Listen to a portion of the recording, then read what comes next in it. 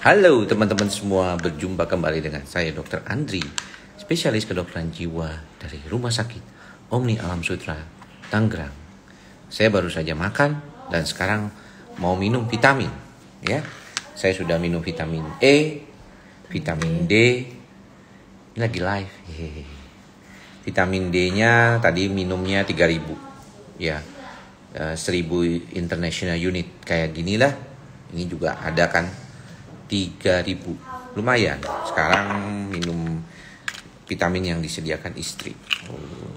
Jumlahnya lumayan banyak ya. Ini nggak usah kali kayaknya nih. Tuh ada segini, lumayan.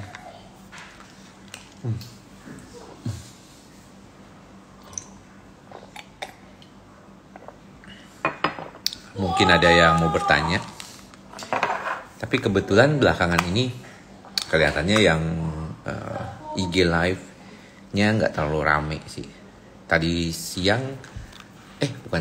sore sepulang dari praktek itu waktu ada cuci mulut sama cuci hidung, saya yang nonton cuma 20-an.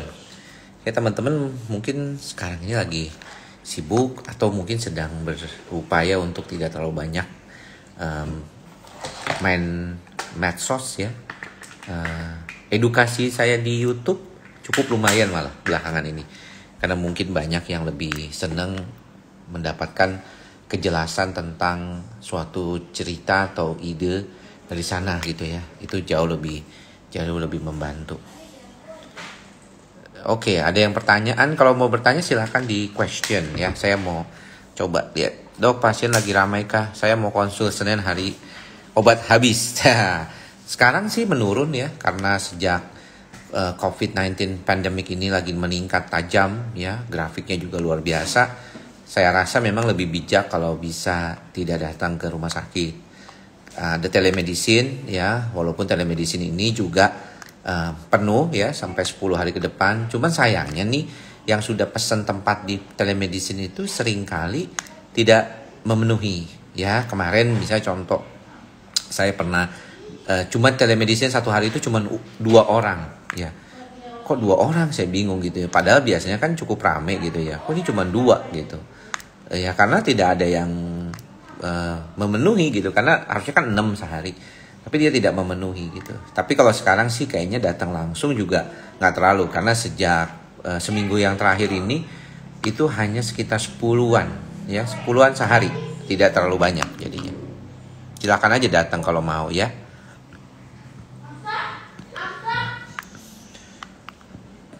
Dok, hipnoterapi apakah bisa membantu? Ya bisa aja. Hipnoterapi kan pada dasarnya lebih buat kayak membantu untuk mengurangi kecemasan begitu sebenarnya kan. Lebih dominan sih. Saya lihat itu kan menenangkan bagian otak kita. Vitamin C yang bagus tuh kalau tadi saya dengar kata Dokter Vito itu dengan non-acid. Jadi vitamin C non-acid. Mungkin yang dimaksud ekstasi kali ya. Itu bisa juga sih, mungkin dibantu ya. Apakah obat psikiater memang menyebabkan mual? Antidepresan SSRI bikin mual kan? Itu biasa kan di kalangan banyak juga. Beberapa kalau misalnya dia udah mulai mulai minum antidepresan suka berasa mual sih. Anxiety kambuh. Ya, kalau anxiety kambuh ya belajar untuk menguranginya dengan berbagai macam cara. Yang relaksasi bisa, cara-cara hal-hal yang seperti itu juga bisa dilakukan. Ya, kalau masih ada obat ya diminum dah obatnya, ya.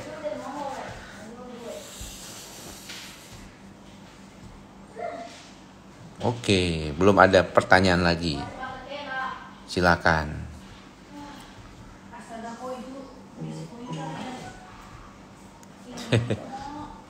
Belum ada pertanyaan lagi. Silakan yang mau bertanya di kolom QA-nya aja ya. Jadi biar lebih gampang bisa dipajang. Kalau enggak, kalau di ini rada sulit kalau kita ininya. Sama-sama Ibu. Terima kasih jawabannya. Nih, besok nih saya akan posting video di YouTube-nya. Judulnya ini, Tips Anti Cemas, Menjaga Kewarasan di Masa Pandemi bersama Dr. Andri. Malam juga. Alprazolam itu diminumnya kalau perlu lah. Sebenarnya kan ada beberapa teknik, ada yang kalau perlu doang, ada yang minumnya teratur gitu. Tergantung penyakitnya sih. Kalau penyakitnya itu biasanya gitu deh.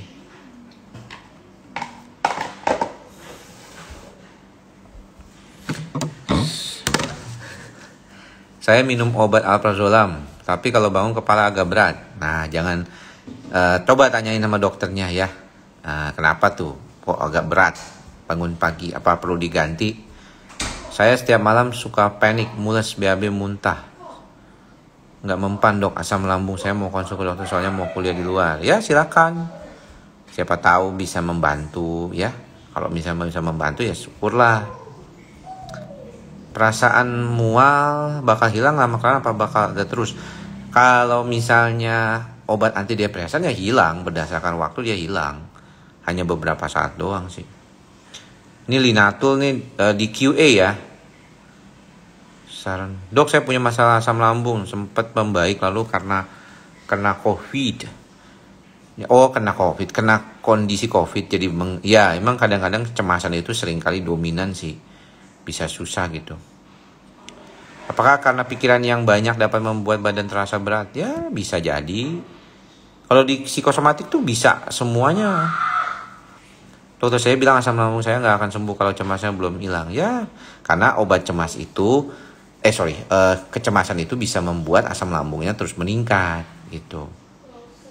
Fuad, makasih informasinya selama ini. Semoga bermanfaat dan jadi amal ibadah. Amin. Berkah buat kita semua ya, Fuad ya. Aku lagi hamil 5 bulan dan sebelum hamil udah kena anxiety parah banget. Terutama obat lambung. Kalau dilakukan pengobatan untuk kasus yang lagi dalam keadaan hamil itu harus harus kita belajar juga melihat. Kalau misalnya butuh banget 3 bulan pertama ya tentu nggak boleh minum obat. 3 bulan pertama nggak boleh ya. Setelah 3 bulan sih boleh lah. Pada beberapa kasus kalau penting. Dok, kapan kasus COVID menurun? Ibu Menina, saya tidak bisa memprediksikan. Yang paling penting buat kita sekarang jaga protokol kesehatan. Jangan suka kemana-mana kalau nggak penting. Kalau saya kan dokter susah mau nggak mau ke rumah sakit. Bagus kalau Dailista sudah baik dengan pengobatan ke psikiater. Mana lagi? Dok, kalau anxiety kambuh tangan kaki kiri gemetar. Apa iya biar nggak gemetar lagi? Biar nggak gemetar lagi jangan anxiety. Ya jawabannya sederhana kan. Gimana nggak jawaban nggak anxiety ya? Cemasnya dikurangin dengan obat, dengan teknik-teknik relaksasi kan bisa demikian. Jantung berdebar apa wajib pakai penenang dok? Bisa on demand ya tergantung sih. Kadang-kadang bisa juga diberikan, ada beberapa obat yang bisa diberikan untuk membantu, tapi nggak boleh sendirian ya, harus ada kontrol dokter. Enzyplex, Cepazim bisa diminum rutin nggak? Wah itu mah tergantung dokter lambungnya. Apakah minum antidepresan jangka waktu bisa bikin kanker otak? Hoax itu, jelas. Ya, mana ada antidepresan bikin otak? Kalau nggak ada dari dulu lah. Tapi kata tetangganya dokter bukan, jangan didengerin tetangganya. Dok, kenapa ya anak zaman muda sekarang gampang stres? Gampang stres karena banyak maunya kali. Ya, kan beda. Kalau dikira sekarang tuh kalau semakin banyak mau, dia akan semakin sering stres. Berpengaruh pada kulit bisa, kulit kering, kemudian juga banyak yang mengalami kecemasan juga, jadi gatel-gatel gitu, jadi digaruk-garuk kan itu pengaruh. Makanya ada penyakit kulit yang khas psikosomatik, termasuk dalam 7 penyakit psikosomatik namanya lichen simplex kronis atau neurodermatitis. Apa cara termanjur yang selama ini? Itu cara termanjurnya ikhlas, sabar, sadar, menyadari, tidak melawan, belajar untuk menerima apa adanya. Dan kalau kita lihat sih sebenarnya jangan-jangan sumber kecemasan kita itu ada di sekitar kita lah. Pasangan kita, anak kita, keluarga kita. Itu yang susah tuh. Ya selagi masih ada cemasnya begitu repot memang. Bener banget. Iya bener anak muda banyak maunya. Kalau nggak ada banyak maunya sih rasanya jarang ya. Kita tuh kan kalau makin banyak mau, terus kita pengen mencapai, ternyata nggak bisa tercapai, kita jadi cemas. Udah pasti. Malam Mbak Udit. Nah, Mbak Udit ini yang bukan suka jadi, pernah menjadi 2 kali bintang tamu saya nih. Itu anak saya tuh lagi main tuh. Suaranya. Udah pernah ngisi seminar di Depok belum? Pernah kali ya, lupa. Ya di Depok kan di UI kan? Pernah lah di UI. Di UI pernah gak ya? Lupa. Tapi Depok tuh kan jarang bikin acara ya. Ya jadi biasanya ini. Tapi mungkin online pernah. Besok aja saya ada online kan? Sehat selalu. Thank you bos. Rico. Mana lagi? Dok, asam lambung kembung. Aniza, sesek jadi cemas berdebar, nadi rendah. Buset. Cemas biasanya nadinya cepet dong. Kalau nadi rendah, sinkop, pingsan, itu bisa jadi karena hipotensi, tekanan darahnya menurun. Ya. Kalau mau tanya di question and answer ya, di QA, sorry. Dok, kebetulan beberapa bulan belakang saya divonis TB KGB dan itu buat saya semakin stres. Gak apa-apa, itu bisa diperbaiki, makan obat TB-nya yang teratur. Dok, fungsi dogmatil apa? Fungsi dogmatil untuk membantu cemas, ya. Itu senang banget kalau dokter Andi dan dokter kakak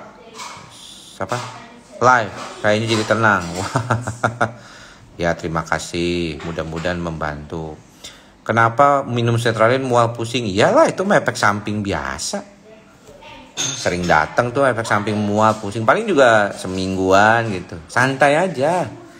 Nggak usah dipikirin tuh. Dok jarang. Kalau dokter ngisi seminar lagi di Depok mau ikut. Depok lagi repot lah. Sekarang lagi PPKM darurat.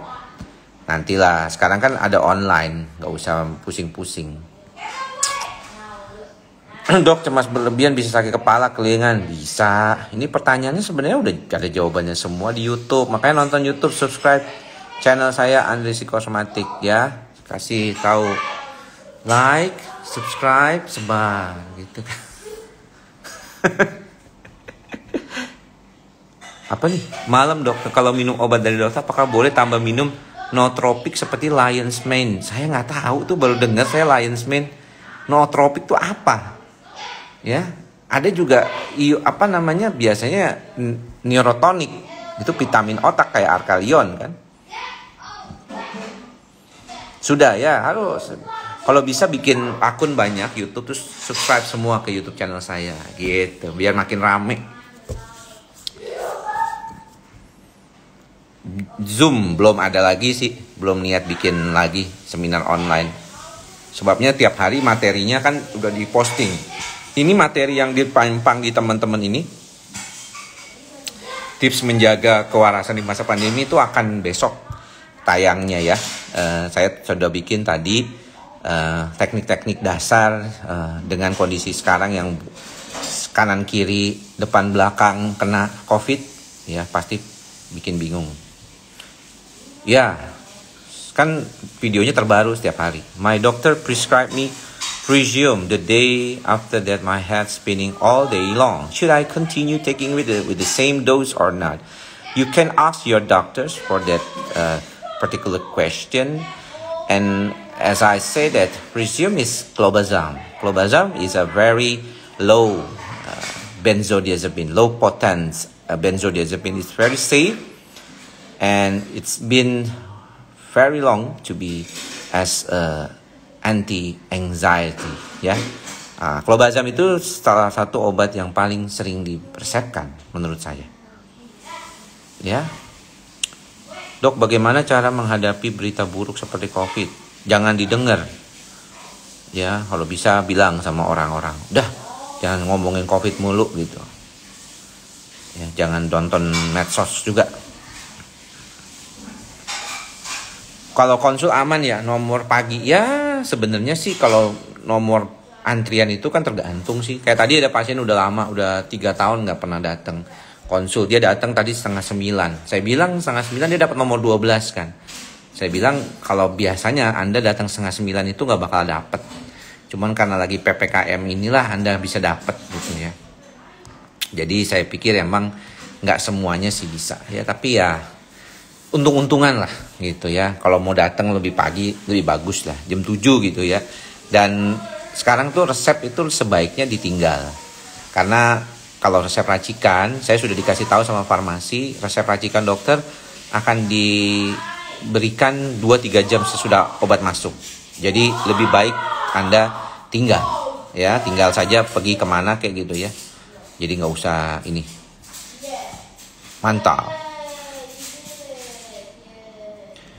Dokter, anxiety berpengaruh sama nelan nggak sih? Itu kan globus hystericus namanya. Yang saya pernah ceritain juga di YouTube ada Mbak Yudit. Gimana? Ada tuh globus hystericus. Waktu itu karena saya dapat konsulan dari Dokter Dede. Dokter Dede itu kalau yang biasa ke Singapura berobat gastro, berobat lambung, tahu pasti. Dokter Indonesia, ya orang Indonesia tapi prakteknya di Singapura, namanya Dokter Dede. Itu pernah konsul ke saya, pasiennya globus hystericus. Dia bilang, ini pasiennya globus hystericus, she needs psychiatric help, not gastroenterologist help. Ya, itu. Sehat-sehat semuanya juga. Diazepam sama alprazolam bedanya. Bedanya namanya juga beda. Isinya beda, kegunaannya beda. Diazepam buat penenang, pelemas otot. Alprazolam lebih buat cemas panik.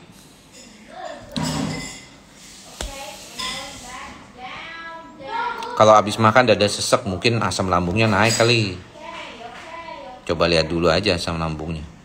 Salam dari Pontianak. Saya sudah bulan Februari sampai sekarang minum obat psikiater. Gimana ya dok? Tapi GERD belum sembuh. Lah, GERD kok bilangnya ke psikiater? GERD-nya diberesin dulu sama dokter lambungnya. Beres belum gitu. Kebetulan saya aja memang sering dapat pasien GERD anxiety. Jadi memang problemnya bukan di GERD-nya saja, tapi di anxiety-nya. Makanya larinya ke psikosomatik. Cara cek asam lambung gimana? Cara cek asam lambung sebenarnya dasarnya ketahuan kok. Kalau misalnya kita sering sendawa, terus terasa asam di mulut ataupun terbatuk-batuk di tenggorokan kita, itu berarti asam lambung kita naik. Kalau asam lambungnya ketinggian, sebenarnya ada namanya asidometri. Jadi alat yang membantu untuk mengetahui kadar asam lambung ya. Itu biasanya kalau misalnya ada pasien yang GERD, terus katupnya atau klepnya itu nggak bener. Nah katup dan klepnya nggak bener itu, dia kalau mau dioperasi dia harus dilihat dulu ya asamnya itu.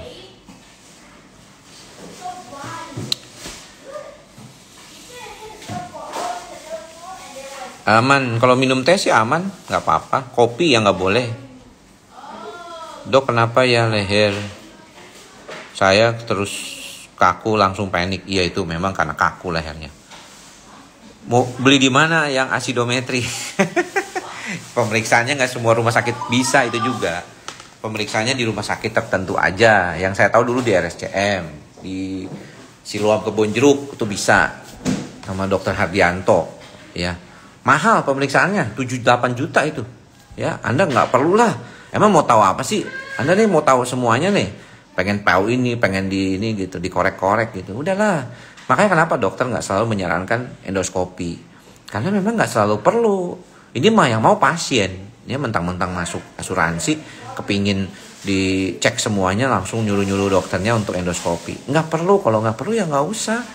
Nggak semuanya orang kepengen juga di endoskopi dong ya.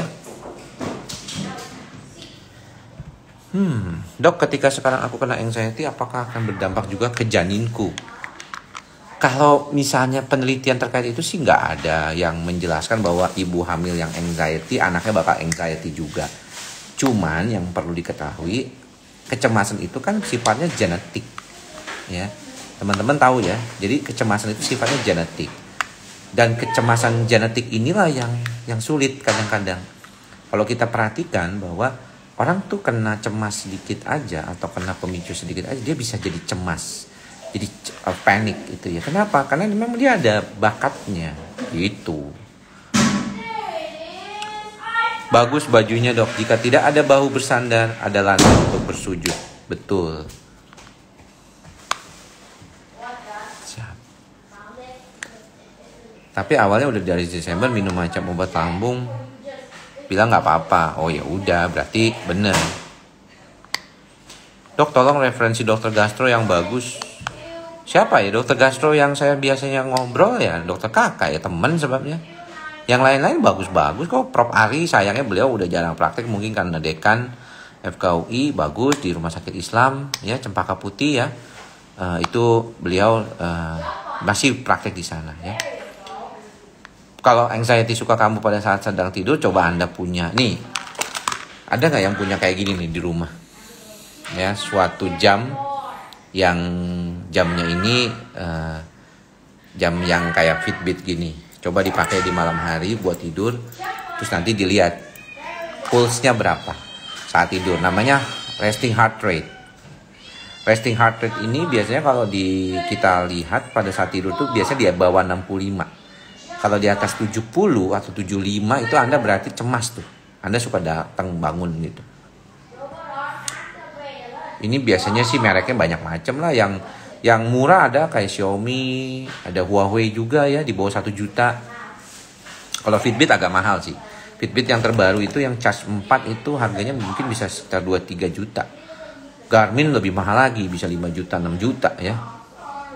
Psikolog saya sama siapa ya? Sama sama Ibu Alexandra Gabriela yang paling sering. Tangerang aman. Aman lah, nggak ada kerusuhan, aman. Nggak ada yang rebutan susu beruang. Belinya di mana? Maksudnya beli apa sih? Beli ini. Dulu udah lama ini mah. Dulu saya dikasih tahu sama pasien juga dibelikan Fitbit. Karena dia paling bagus buat mengukur tidur.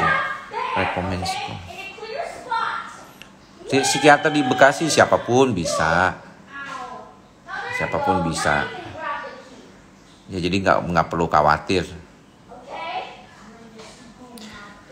So basically mental illness just a chemical imbalance on your brain, right? No. Nggak begitu juga. Ya, karena kalau kita bicara tentang mental illness itu kita bicara tentang sisi biologi. Biologi ini orang banyak nggak ngerti, nggak paham. Ya, mereka pikir biologi itu artinya keturunan yang bisa diturunkan dari anak ke bapaknya. Anak ke bapak ke anaknya terus gitu ya. Seperti buta warna gitu atau hipertensi. Tidak demikian. Karena kondisi kejiwaan seseorang itu sangat tergantung dari banyak hal juga. Tapi makin kemari kita makin tahu bahwa problem yang berkaitan dengan genetik itu yang paling dominan. Karena banyak banget orang-orang yang sebenarnya kalau kita lihat pemicunya nggak terlalu berat. Itu malah bisa mengalami gangguan kejiwaan. Sedangkan ada orang yang kayaknya tuh hidupnya susah banget gitu ya, tapi dia tidak mengalami gangguan kejiwaan. Ya, dan kalau kita melihat dari kacamata psikologi, maka sebenarnya perceived stress atau stres yang dipersepsikan itulah yang lebih dominan. Jadi kalau misalnya kondisi di otaknya itu lebih bisa mempersepsikan stres itu sebagai sesuatu yang positif, maka dia tidak akan terlalu masalah. Rame ya. Anak saya lagi main tuh. Nanti saya bilangin dulu sebentar.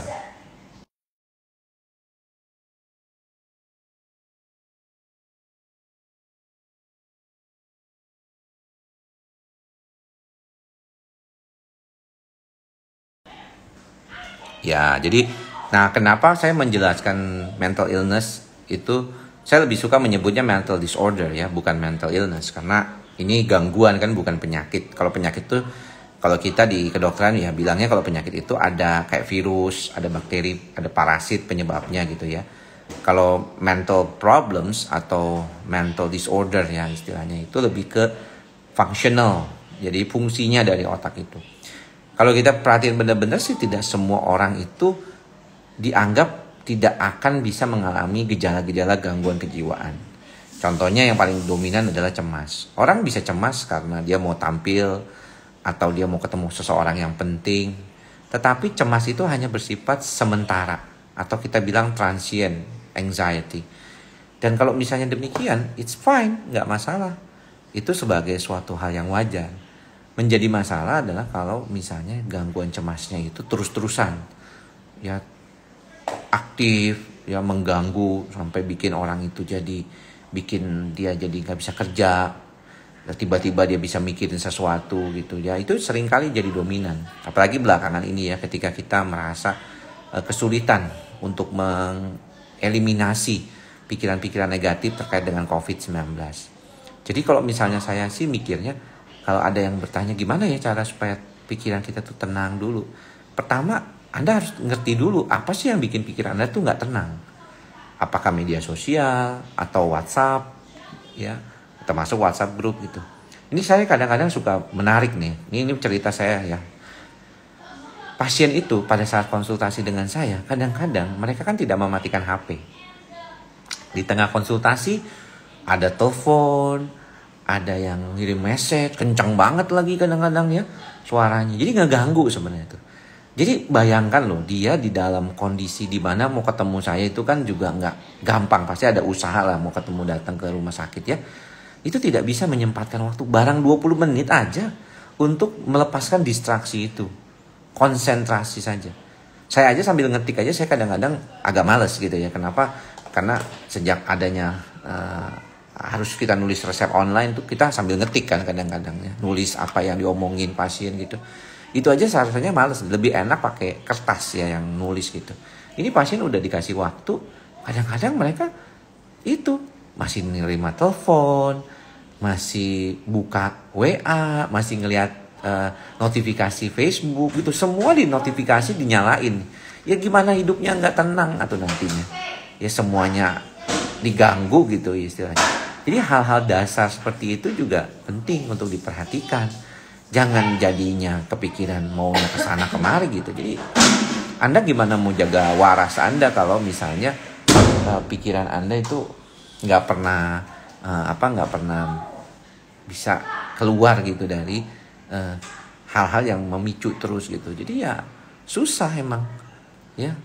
Saya kira ada kadang-kadang kalau mau sadar itu Anda sendiri yang bikin itu ya. Cuman kadang-kadang kan pasiennya nggak mau ngaku gitu ya, atau teman-teman juga nggak ngaku. Enggak, saya nggak begitu. Coba aja sederhanakan aja hidup Anda gitu ya, jangan terlalu banyak. Saya kadang-kadang dituntut pasien juga sih, dok kenapa sih bisa IG live tapi nggak jawab WA gitu ya. Ya kan beda konteksnya. WA itu kan kita mau nggak mau kan berpikir lagi. Sabtu Minggu saya kepengen dong kalau bisa tidak berpikir tentang pasien. Tapi kalau misalnya IG live dong, IG live ini kan cuma ngebantu ngejawab aja. Nggak punya tanggung jawab yang terlalu besar seperti kita memberikan jawaban kepada pasien kita. Kalau misalnya jawaban itu tidak tepat karena kita nggak punya medical record kan. Tahu kan kalau WA itu kan kita nggak tahu ini pasien yang mana gitu kadang-kadang. Makanya saya suka bilang coba Anda setidaknya tuh foto dulu deh kopi resepnya. Supaya saya tahu setidaknya tuh apa. Dia cerita tentang ini saya dok yang ini. Saya nggak mungkin ingat lah.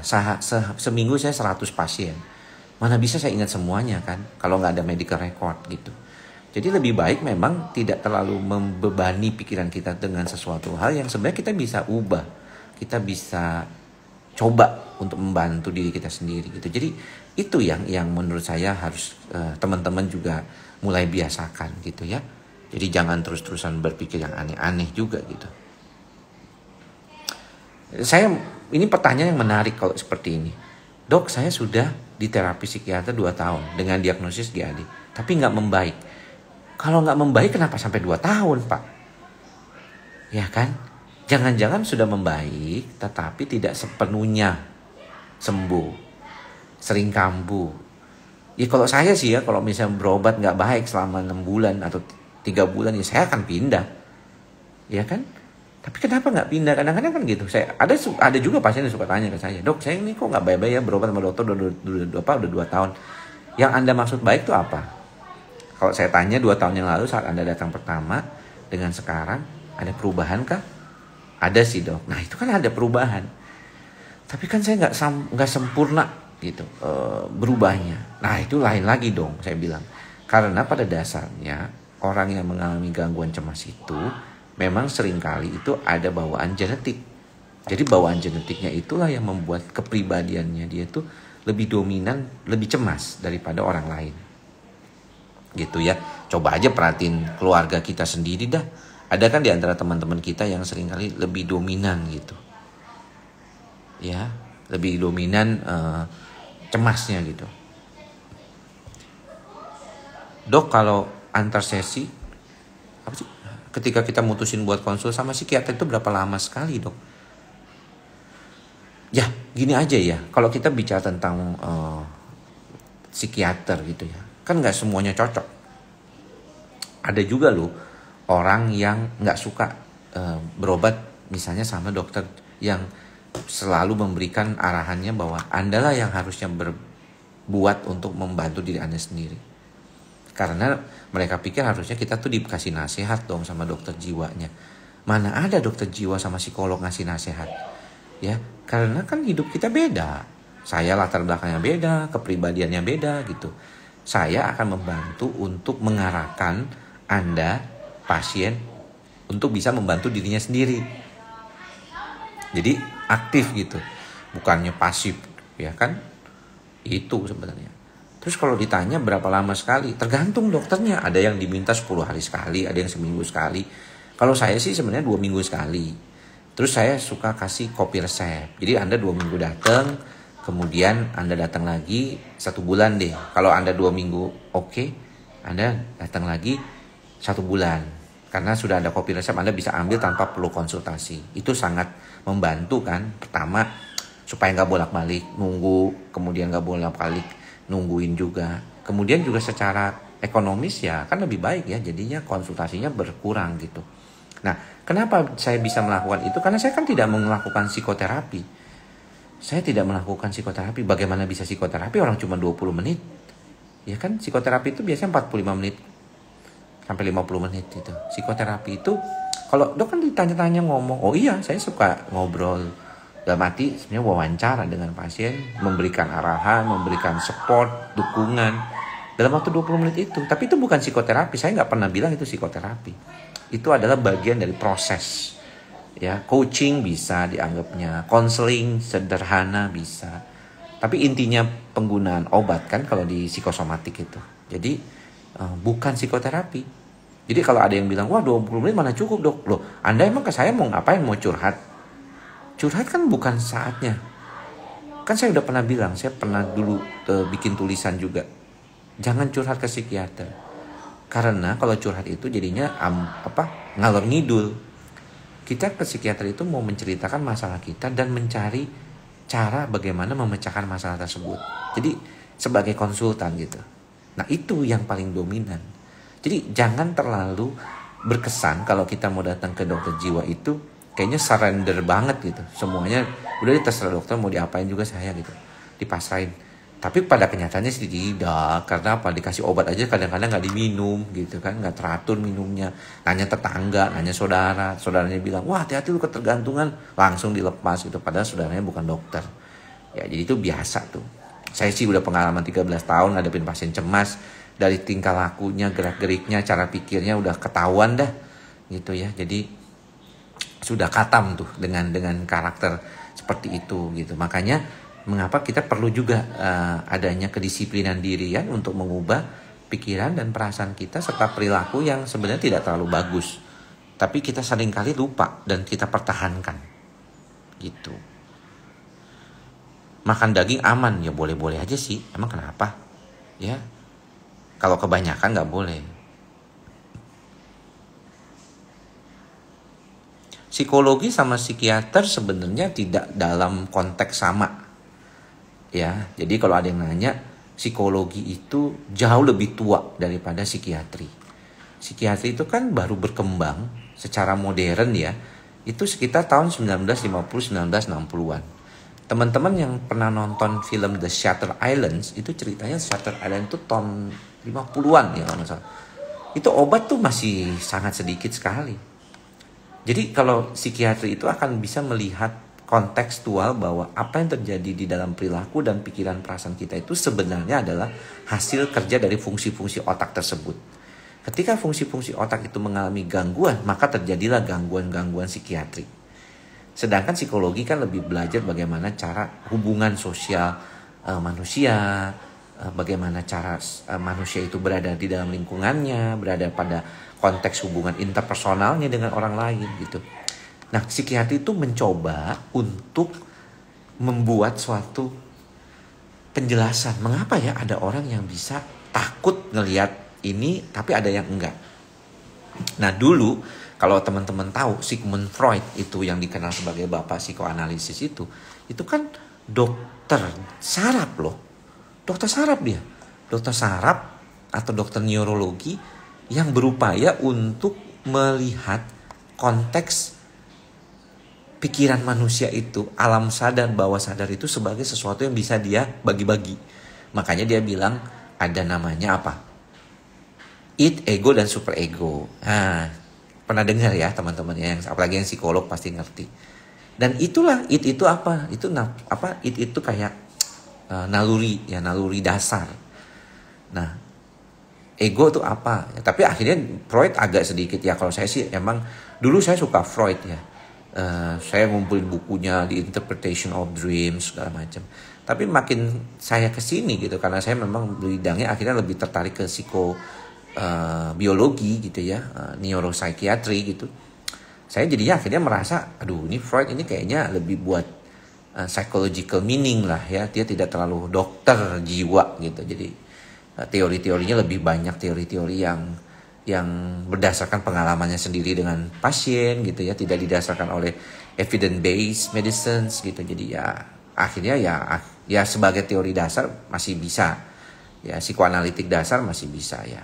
Bahkan teman-teman suka membayangkan kalau ke dokter jiwa kan pastinya duduk di coach gitu, terus ditanya-tanya macam-macam kayak di Amerika gitu ya. Ada yang begitu, tapi di Amerika juga banyak kan dokter kasih obat aja tuh ya. Banyak lah pasien saya juga yang dari Amerika itu suka datang obat mulu, nggak diapa-apain gitu ya. Tapi boleh aja sih kalau konsultasi dengan psikoanalitik, siapa pengen tahu mungkin masa kecilnya. Cuman yang saya perlu harus perhatikan ya teman-teman ya, kalau teman-teman punya trauma masa lalu, tidak semudah itu loh mengingat kembali trauma itu. Tidak semudah itu mencoba untuk membetulkan.